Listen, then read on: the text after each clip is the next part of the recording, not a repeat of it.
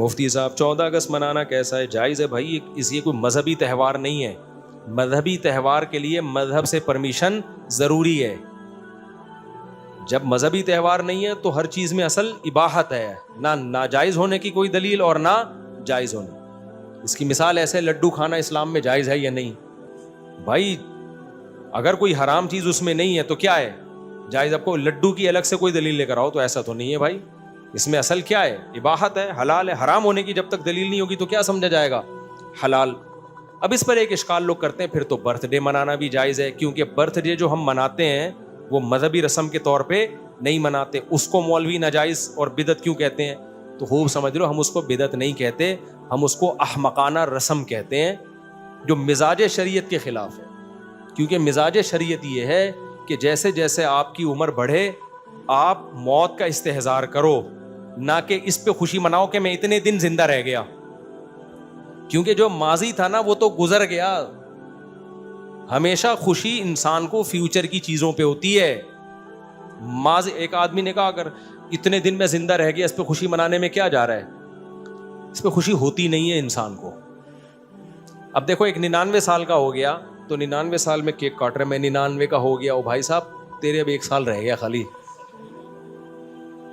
تو یہ اصل میں غم کا ٹائم ہے. تبھی ہم نے بڑے بڑے علماء سے سنا ہے کہ جب ہم سال کی تاریخ چینج کرتے ہیں نا تو قلم کانپ جاتا ہے ہمارا.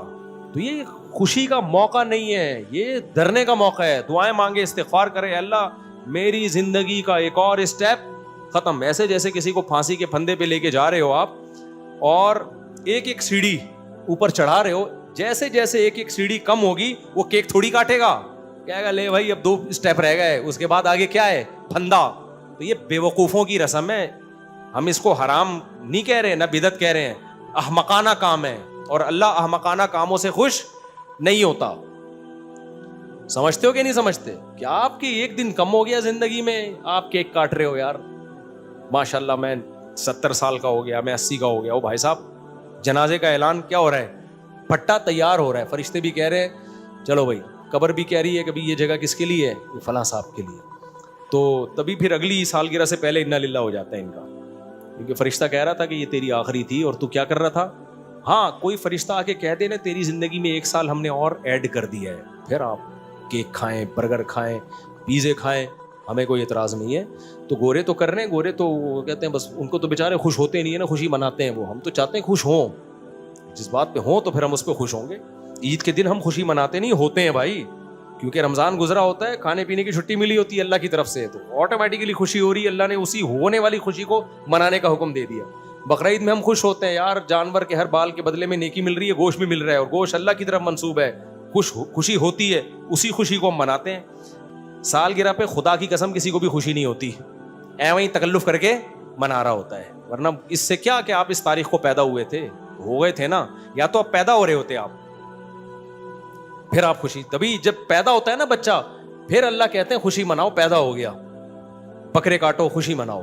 تو اللہ میاں نے ہمیں بتا دیا ہے کہ ہاں خوشی منانی ہے، کہاں خوشی نہیں منانی، کون سی احمقانہ خوشی ہے. تو 14 اگست احمقانہ خوشی نہیں ہے، بلکہ اس میں بہت سارے فائدے ہیں.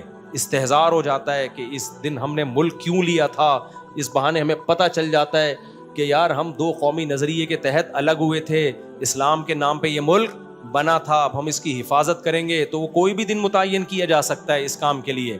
تو اگر وہ والا دن متعین کر دیا جس دن آزادی ملی تھی تو اچھی بات ہے، لوگوں کی ایک استحضار ہو جاتا ہے. سالگرہ میں یہ معنی نہیں پایا جاتا. اور عید میلاد النبی میں تو اس لیے کہ وہ تو مذہبی رسم ہے، مذہب میں آپ کو ایڈیشن کی اجازت نہیں. جیسے آپ لڈو کھاؤ، منع نہیں ہے، اس پہ کوئی دلیل نہیں چاہیے کہ لڈو کھانا اسلام میں جائز ہے.